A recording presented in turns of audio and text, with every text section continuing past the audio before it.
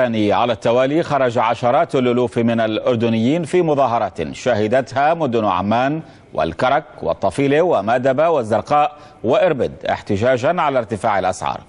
وقد رفعت المعارضة شعارات طالبت فيها برحيل الحكومة وحل البرلمان. مراسلنا حسن الشبكي ومزيد من التفاصيل. يوم غضب جديد وجمعة ثانية في سلسلة تحركات شعبية أردنية شملت كل الطيف السياسي المعارض على امتداد الجغرافيا بشمالها وجنوبها. آلاف المتظاهرين رددوا شعارات ضد الحكومة والبرلمان على خلفية الغلاء وغياب الإصلاح السياسي، وتمازجت رايات الإخوان المسلمين وشعارات الشيوعيين واليساريين فيما طالبت المعارضة التي رفضت لقاء رئيس الوزراء في النقابات المهنية قبل يوم من هذا الحراك بإجراء انتخابات مبكرة مستندة إلى قانون متحضر غير قانون الصوت الواحد الذي فتت البلاد وأفرز برلمانا سوريا على حد قول المعارضة. طالبنا بإقالة الحكومة وبحل مجلس النواب وبتشكيل حكومة تحظى بثقة شعبية تشرف على قانون انتخاب وانتخابات نيابية لنخرج من هذه الأزمة.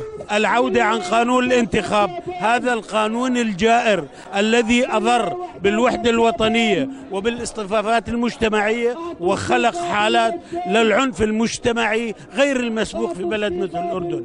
انطوت مسيرات الجمعة على تكاتف شمل احترام الأمن للمتظاهرين ورموز المعارضة ومعلمين يحلمون بواقع جديد غير ذلك الذي يئنون تحته، ونساء ينشدن الحرية وحركات سياسية واجتماعية تسعى للتغيير وأطفال حملوا رغيف الخبز وفي عيونهم ملامح المشهد التونسي.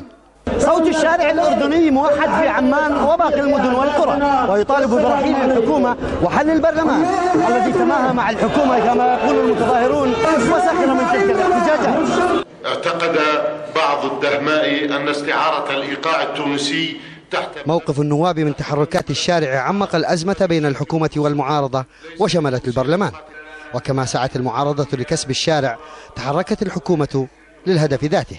الحكومة قريبة من نبض الشارع وتدرك كل معاناة وتعمل على حل كل مشكلة، ونحن مستمرون بملاحقة الفاسدين في أي قضية تتوفر فيها أدلة قانونية.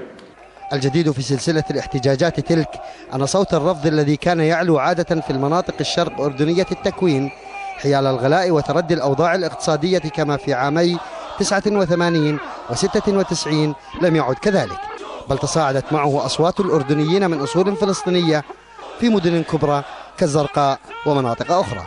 حسن الشبكي، الجزيرة، الزرقاء، شرق العاصمة عمان.